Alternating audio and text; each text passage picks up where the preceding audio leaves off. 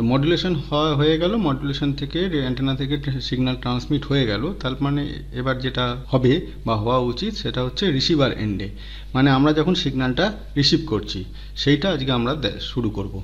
যে রিসিভ যখন সিগন্যালটা শুরু করছি সেটাকে ডিমডুলেশন করতে হবে। আগের পার্টটায় মডুলেশন হয়ে গেল, মডুলেশনের পর অবশ্যই ডিমডুলেশন করতে হবে।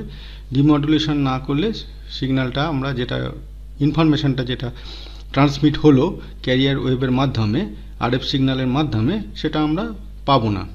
তাহলে ডিমডুলেশন দরকার। ডিমডুলেশন করতে গেলে কি কি করতে হয় আগে আমরা দেখে নিই।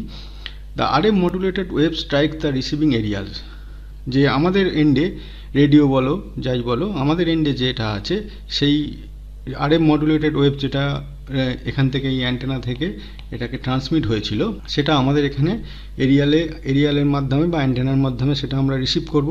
Next, it induced very weak RF currents and voltage in them. এই অ্যান্টেনাতে যে আমাদের পার্টে যে এই অ্যান্টেনাটা থাকবে, এই অ্যান্টেনাটা যেটা আমাদের পার্টে থাকবে সেটা খুব উইক আরএফ, কারণ অনেক দূর থেকে এটা আসছে, তো অনেক স্পেসের মধ্যে নানা রকম বাধা বিপত্তির মাধ্যমে এটা